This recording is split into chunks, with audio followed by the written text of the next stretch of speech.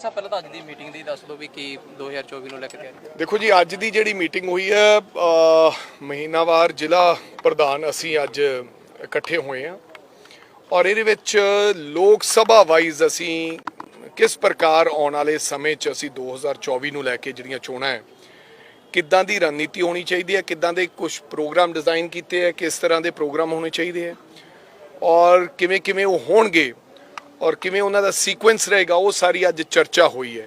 नाल नाल इहदे विच किवें किवें असीं बूथ वाइज ड्यूटियां वंडणीਆਂ किवें किवें अगे मंडल बनाउणे है इहदे ते चर्चा हुई है तां जो असीं 2-3 महीनों दे विच तमाम बूथ लेवल तक असीं आपदा सिस्टम बना के और किस प्रकार असीं आने वाले समय जनता दे विच एडवरटाइजमेंट दे राहीं और जिस प्रकार सरकार मुकम्मल तौर पर फेल हुई है तमाम मुद्दों पर उन्हां गल्लां नूं लैके लोकां च जाना है वो तमाम अज चर्चा रही जिला अध्यक्षां दी। पर वड़िंग साहब देखिए जिस तरह का पूरा स्ट्रक्चर चल रहा है बीजेपी भी गल कहन लग गई कहते कांग्रेस नूं तां हजे आपदे नहीं पता लग रहा भी आप वालियां नाल मिल के असीं चलांगे किवें उस चीज़ नूं लैके तुसीं अज मीटिंगां च क्लीयर कर रहे हो। देखो मैं थानू वारी वारी एक गल बहुत वारी कहती पता नहीं क्यों वार वार इस चर्चा नूं क्यों दोहराया जाता है और खास करके बीजेपी जदों दी साडी मीटिंग हुई है 26 पार्टियां दी इंडिया नाम चुनिया गया है पता नहीं रब की ऐसी कृपा है कि नरेंद्र मोदी जी इंडिया नूं भी गालां देण लग पे ने क्योंकि इन्हां नूं हुण इंडिया जिहड़ा ना है वो हजम नहीं हो रहा। अज दोबारा फिर जनता की कचहरी च क्लीयर कर दिए और सानूं तां बिल्कुल क्लीयर है कि जिन्ने भी लाइक माइंडेड लोग इकट्ठे हुए हैं ये बीजेपी सरकार के खिलाफ और खास करके देश के प्रधानमंत्री नरेंद्र मोदी जी के खिलाफ इकट्ठे हुए हैं कि किद्दां असीं डेमोक्रेसी नूं बचाउणा है। गल नरेंद्र मोदी जी की नहीं है, डेमोक्रेसी खतरे च है। लोग ये गल कहन लग पे दबीबाज कि अगर इस बार बीजेपी आई तो अगे तो चुनाव होने इस देश का लोकतंत्र खत्म हो जाएगा। इत्थे रूस वांगू चाइना दे वांगू एक राज होएगा जिथे उस तो बाद चुनाव नहीं होने।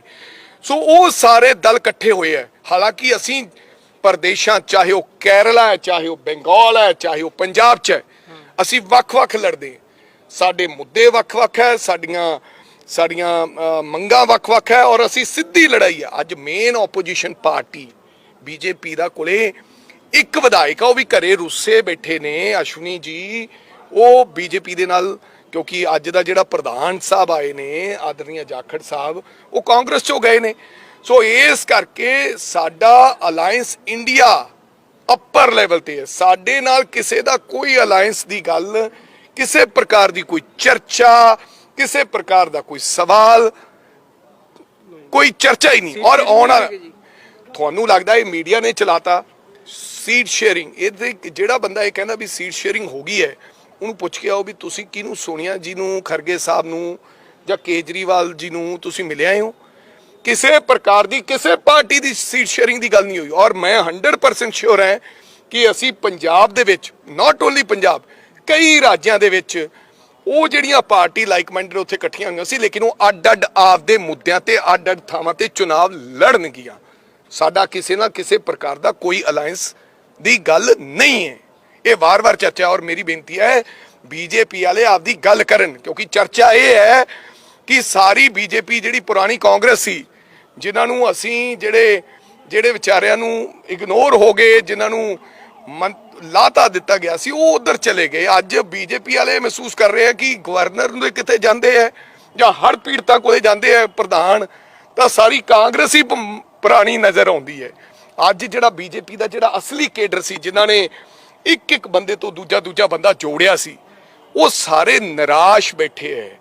अंदर ही अंदर बहुत वड्डा विरोध हो रहा है और खास करके अंदर बीजेपी दे भी हैगा दलित भाईचारे च बहुत वड्डा विरोध है बीजेपी का। और मैं उन्होंने ये सवाल पूछदा है कृपा करके जाखड़ साहब ये गल क्लैरिटी लैके आउण दसन कि अलायंस पक्का अकाली दल नाल तुहाडे गल मुक चुकी है कि अजे बाकी है। जिहड़ी साडे कोले खबरां दे मुताबिक तां मुक चुकी है कि 5 सीटां बीजेपी लड़ेगी ते 6 सीटां ਅਕਾਲੀ ਦਲ ਲੜੇਗਾ ਤੇ ਇੱਕ ਅਕਾਲੀ ਦਲ ਬਸਪਾ ਨੂੰ ਦੇਣੀ ਚਾਹੁੰਦਾ। ਇਹ ਗੱਲ ਮੁਕੰਮਲ ਤੌਰ ਤੇ ਅੰਦਰ ਮੁੱਕ ਗਈ ਹੈ।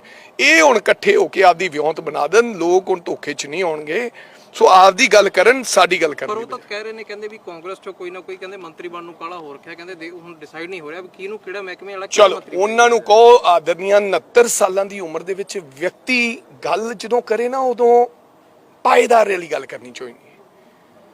ਜੇ ਸਾਡਾ ਮੰਤਰੀ ਕੋਈ ਬਣ ਜੇ ਆਮ ਆਦਮੀ ਪਾਰਟੀ 'ਚ, ਰਾਜਾ ਵੜਿੰਗ ਰਾਜਨੀਤੀ ਛੱਡ ਜਾਏਗਾ।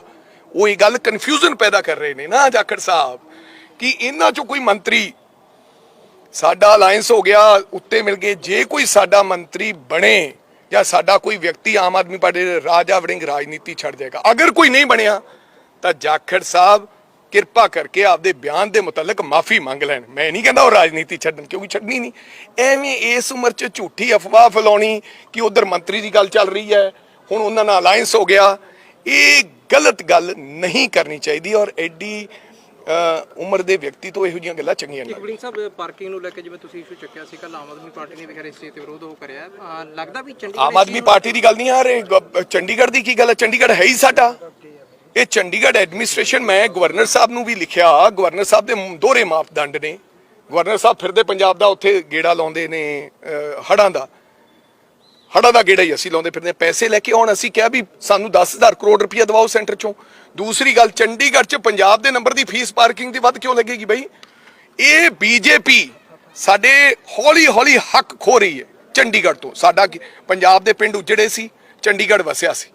ਪਹਿਲਾਂ ਸਾਡਾ ਹੱਕ ਖੋਣ ਲੱਗੀ ਹੈ ਕਿ ਵਿਧਾਨ ਸਭਾ ਵਾਸਤੇ 10 ਕਿੱਲੇ ਜ਼ਮੀਨ ਚੰਡੀਗੜ੍ਹ 'ਚ ਦੇਣ ਰਹੀ ਹੈ ਵੱਖਰੀ, ਜਦੋਂ ਆਲਰੇਡੀ ਵਿਧਾਨ ਸਭਾ ਹੈਗੀ ਹੈ। ਜੇ ਕਿਸੇ ਨੇ ਵੱਖਰੀ ਵਿਧਾਨ ਸਭਾ ਬਣਾਉਣੀ ਹੈ ਤਾਂ ਪੰਚਕੂਲੇ ਬਣਾਉਣ। ਇਹ ਦੂਜਾ ਅਟੈਂਪਟ ਆ ਹੈ, ਪਹਿਲਾਂ ਇੱਕ ਅਟੈਂਪਟ ਨਹੀਂ। BBM ਦਾ ਸਾਡਾ ਮੁੱਦਾ, ਚੰਡੀਗੜ੍ਹ ਯੂਨੀਵਰਸਿਟੀ ਦਾ ਮੁੱਦਾ, ਸਿਟੀਜ਼ਨ ਬਿੱਲ ਦਾ ਮੁੱਦਾ, ਬਹੁਤ ਸਾਰੇ ਮੁੱਦੇ ਹੈ। ਹੁਣ ਆ ਇੱਕ ਅਟੈਂਪਟ। ਇਹ ਹੌਲੀ ਹੌਲੀਆਂ ਚੀਜ਼ਾਂ ਹੋ ਰਹੀਆਂ। ਇਹ ਪੰਜਾਬ ਦੀ ਜਨਤਾ ਨੂੰ ਦੱਸਣਾ ਚਾਹੁੰਦੇ ਆ ਵੀ ਚੰਡੀਗੜ੍ਹ ਸਾਡਾ ਹੈ, ਚੰਡੀਗੜ੍ਹ ਵੱਖ ਹੈ ਤੇ ਪੰਜਾਬ ਵੱਖ ਹੈ। ਹਾਲਾਂਕਿ ਪੰਜਾਬੀ ਇਹ ਸਮਝਦੇ ਆ ਵੀ ਚੰਡੀਗੜ੍ਹ ਸਾਡਾ ਹੈ ਤੇ ਸਾਡਾ ਹੀ ਇਹਦੇ ਤੇ ਹੱਕ ਹੈ। ਸੋ ਮੇਰੀ ਇਹਨਾਂ ਦੋਵਾਂ ਮੁੱਦਿਆਂ ਤੇ ਅਸੀਂ ਵਿਰੋਧ ਕਰਾਂਗੇ, ਲੜਾਈ ਲੜਾਂਗੇ। ਨਾ ਤਾਂ ਚੰਡੀਗੜ੍ਹ ਦੀ 1 ਵੀ ਇੰਚ ਜ਼ਮੀਨ ਹਰਿਆਣੇ ਨੂੰ ਦੇਣ ਦਿਆਂਗੇ, ਨਾ ਅੱਜ ਨਾ ਕੱਲ।